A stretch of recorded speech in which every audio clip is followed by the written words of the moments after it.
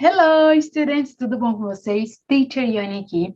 Hoje eu resolvi passar para dar 5 dicas práticas para você que vai prestar qualquer tipo de concurso público que cobre a disciplina de inglês. Então, bora lá comigo.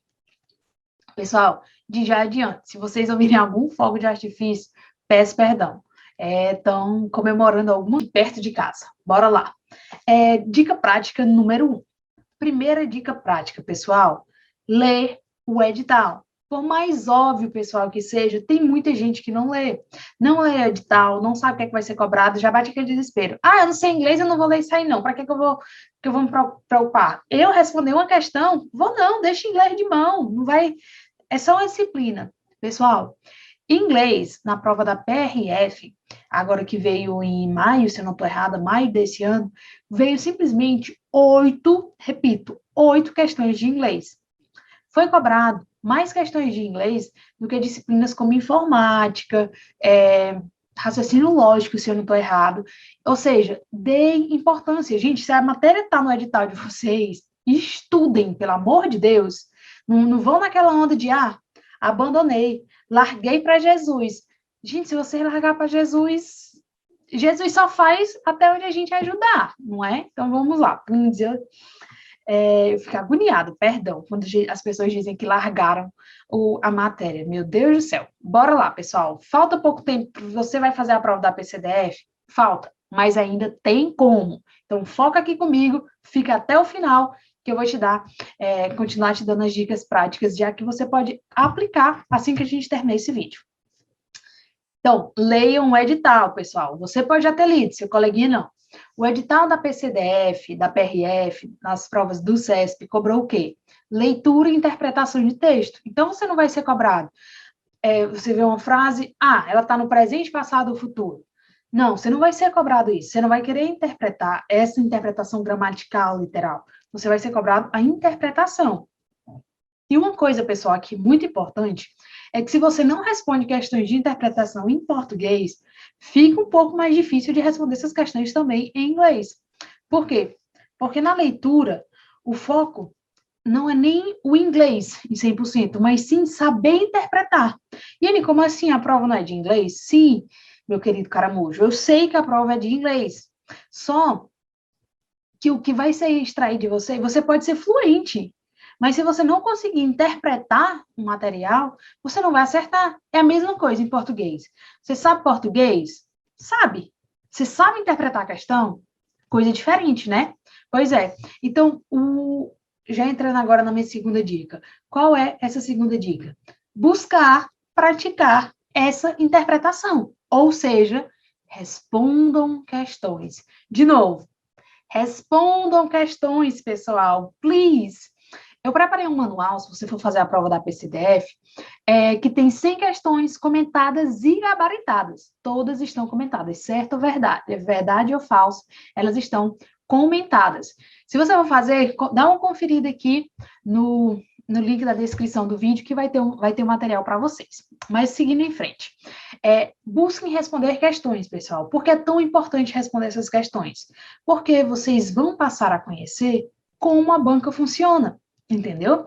Se você responde uma questão, 2, 10, 20, 100, quanto mais você responde, mais conhecimento você tem sobre aquela banca. Muito provavelmente, e eu falo aqui de qualquer outra disciplina, direito, sei lá, raciocínio lógico, o que vocês forem fazer, vocês não praticam, vocês não respondem. Tem gente que diz até que só faz questão. Se vocês fazem questão das outras matérias, por que vocês não fazem questão? Não estão buscando fazer as questões de inglês, ok? Busquem, leiam os comentários, procurem compreender. Por que é que isso é assim? Fez sentido minha linha de pensamento, ok? Então, vocês vão cada vez mais se familiarizando com a banca, que é algo essencial. Entrando agora na minha dica número 3. Yane, como é que eu vou ler essas questões se eu não sei inglês? Se eu não sei nada? Primeiro, nada você não sabe, é impossível você não saber. Você sabe um pouco, sim, eu lhe garanto isso. Pessoal, e por que eu te digo isso? Mesmo sem nunca nem ter te visto. Porque o inglês, diferentemente de todos os outros idiomas, por exemplo, do norueguês, do árabe, você tem um contato muito mais frequente do que qualquer outro idioma. Você liga um rádio, você pode estar uma música tocando em inglês. Às vezes a gente usa tanta expressão no dia a dia. Então, numa call, best friend, são todas expressões. Às vezes até uma camisa, olha aqui, você vê ela em inglês. Então, o inglês a gente tem muito mais contato do que do que todos os outros idiomas. Então, um pouco eu lhe garanto que você sabe. E por que é tão importante reconhecer isso, pessoal? Porque, novamente, você não vai precisar o inglês que vai cair na sua prova, diferentemente do inglês de quem é fluente, você não vai ser cobrado tudo. Como assim, Anne? Me explica melhor. Explico. Pessoal, o inglês, a fluência no inglês, ela vai se dividir em leitura, escrita, fala e escuta. Na prova de vocês, são 4 hastes. Você não vai ser cobrado nem a escuta, nem a fala e nem a escrita. Ou seja, você vai ser cobrado apenas um ponto, um aspecto, que é qual? Você vai ser cobrado a leitura. Então, pessoal, please, busquem ler, ok? Por mais novamente óbvio que seja, tem muita gente que não está fazendo. E ainda dá tempo? Claro que dá tempo. Se não chegou o dia da sua prova, dá super tempo, eu lhe garanto. Ó, Iane, se eu não sei muito de inglês, o que é que eu posso fazer? Uma dica muito boa que eu gosto é de você, que eu já dei para vários alunos e sempre funcionou, é aconselhar vocês a montarem o dicionário próprio de vocês. Como assim, Anne? O que é esse dicionário próprio? O dicionário próprio, pessoal, enquanto vocês vão lendo as questões, vocês vão buscando a cada palavrinha nova que vocês verem, vocês vão pegar. Pode ser um documento no Word, ou pode ser mesmo aqueles caderninhos pequenos de 96 páginas, né? E daí vocês vão dividir. Letra A, letra B, letra C, letra D e por aí vai. Na letra, vamos supor que você aprendeu uma palavra nova hoje que você não sabia. Thus. Thus. T-H-U-S. Thus. Thus significa portanto. Então, você vai lá na letra T, escreve o does e coloca a tradução dele. Does é igual a portanto. Ok? Ai, Anne, eu não tenho tempo mais de fazer isso. Não sei como. Novamente, se for fazer a prova da PCDF, não deixe de adquirir o manual. Lá eu já separei 150 palavras básicas que vão te ajudar a compreender textos, ok? Facilitar toda a sua vida. É como se eu tivesse criado um mini dicionário para vocês. Importantíssimo. Se você adquirir o manual, minha dica é diferente. Se você como você já tem as palavras ali elencadas, minha sugestão é que você passe um marca-texto, aquelas palavras que você não conhece, destaque elas, ok? Highlight them, dê um destaque a elas, beleza? Pessoal, uma coisa muito importante, entrando agora na quarta dica, é de quando vocês forem fazer esse estudo, vocês vão observar algumas palavras em inglês que são chamadas, que parece uma coisa no português, mas não é. Esses são os falsos cognatos. Pessoal, essas palavras são muito importantes. Por quê? Porque ela parece algo, mas não é. Então, você vai ter seu primeiro intuito é traduzir naquele sentido. Você tem a palavra, por exemplo, library. De novo, library. Library parece com o quê? Livraria, mas não é. Library quer dizer biblioteca, ok? Então, são muito importantes saber essas palavras. Novamente, quem comprar o manual já vão ter essas palavras, uma maioria dessas palavras lá destacadas para vocês. Mas se você for procurar, dê uma olhada na internet, nos textos enquanto for lendo. Eu sugiro nem jogar no Google e pegar uma lista das 100 palavras. Não faça isso. Não busque as 100 palavras, os falsos cognatos, porque você só vai se confundir. Conforme você for lendo os textos do CESP, buscando interpretar as questões, você já vai descobrindo as questões que são as palavras que mais se repetem, ok?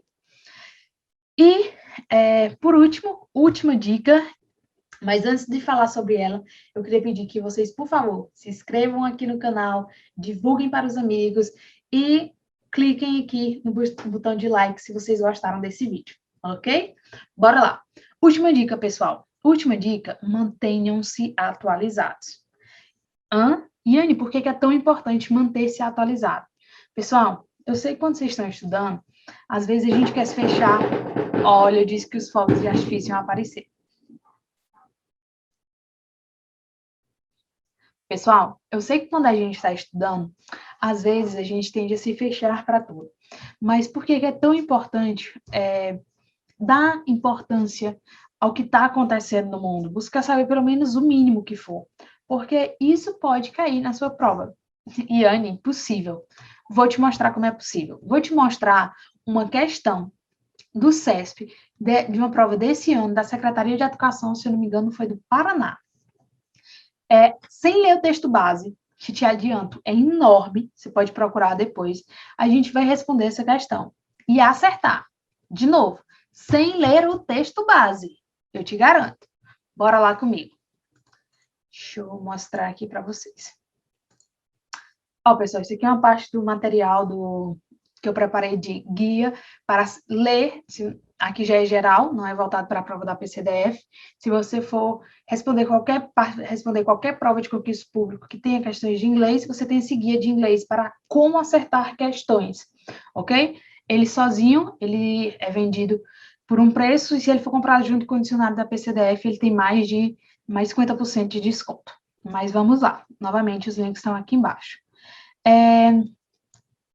As provas de concurso público, elas nada mais são do que pedaços de notícias extraídos de jornais, de revistas recentes. Nas 100 questões que eu fiz o levantamento para montar o manual da prova da PCDF, eu não vi uma questão de 1940, um texto de 1500, 1700. Não, são assuntos recentes. Então, vamos dar uma olhada aqui nessa questão. Ó, sem ler o texto de apoio, tente responder essa questão retirada da prova do CESP. Vou baixar aqui um pouquinho, que já está com a tradução, tá certo? According to the text, de acordo com o texto, the tourism sector. Se vocês perceberem aqui, ó, essas palavras according, text, tourism e sector se parecem com o português, se assemelham. E elas são palavras verdadeiras. O bom é que a gente tem muito mais, uma quantidade bem maior de palavras que são cognatos verdadeiros, que parecem em inglês e no português, que se parecem, do que as palavras que são consideradas falsos cognatos, que parecem uma coisa, mas que não são. Bora tentar compreender essa questão. Aqui, na letra A, a gente diz, o setor de turismo o texto, pessoal, falava sobre a Covid, tá? Tem sido levemente afetado pela pandemia. O setor de turismo foi levemente afetado pela pandemia. Não pensem, pessoal, só agora no 2021, nas pessoas se vacinando. Pensem realmente desde o início da pandemia. O setor de turismo, algum hotel, por exemplo, ou alguma agência de turismo fechou na cidade de vocês? Vocês ou conhecem algum amigo que tinha uma viagem agendada, mas que não pôde entrar, que teve que cancelar a viagem porque não podia mais entrar no país, não podia sair do país? Pois é, então a letra A não faz o mínimo sentido. Bora então para a letra B.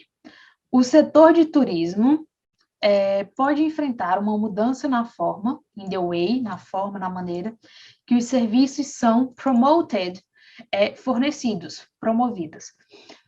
Tanto é que a gente tem um promoter, né? O promoter de eventos vem justamente dessa palavra, de to promote, de promover, fornecer. O setor de turismo pode enfrentar, observem que ele diz pode, ele não afirma que deve, pode enfrentar uma mudança na forma que os serviços são fornecidos. Pessoal, de 2020 para cá, desde que a pandemia começou, vocês percebem algum tipo de mudança no setor de turismo? Os hotéis, por exemplo, eu me hospedei em um hotel que o café da manhã, ele passou a ser servido no quarto, agora, por causa da pandemia. Então, tá aí. Vocês veem álcool em gel em todos os lugares? É obrigatório o uso de máscara? O setor de turismo, agora para vender, fechar qualquer coisa, as passagens aéreas, antes de comprar, elas aumentaram o prazo para cancelamento. Você tem que fazer teste de Covid para entrar num local ou outro. Houve mudança na forma que os serviços são prestados? Sim ou não? Sim, né? Então, muito bem. Vamos deixar essa daqui. Muito provavelmente ela seja certa. Vamos ver se as outras fazem sentido. Novamente, a gente não está lendo o texto base. Estamos lendo só as alternativas. O setor de turismo, ceased. To cease é a mesma coisa de to stop. Parou. Parou de funcionar por completo. O setor de turismo parou de funcionar por completo?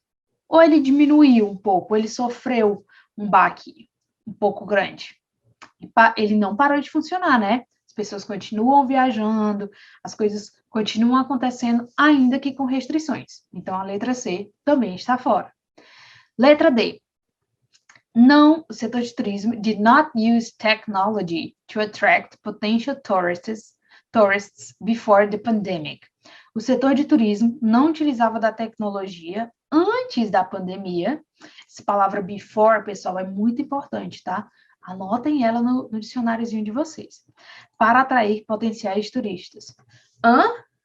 Como assim? Não tinha uma página de Instagram, os hotéis? Vocês nunca viram blogueiros divulgando?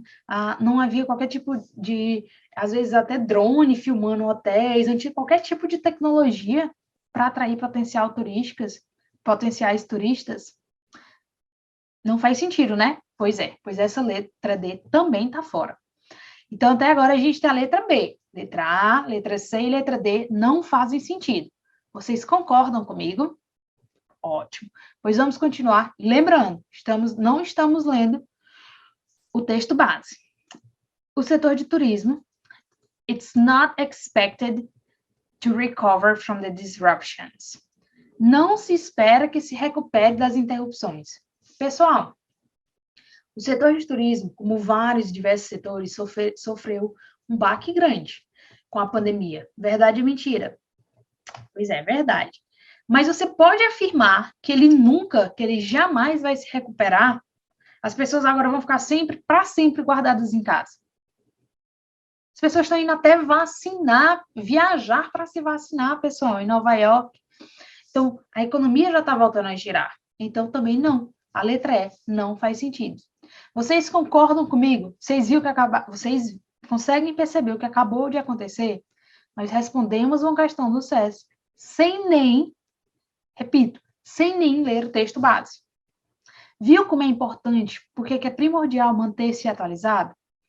Aí aqui eu vou discorrendo mais um pouquinho para vocês, mas enfim, esse é o material que é o inglês para concurso público.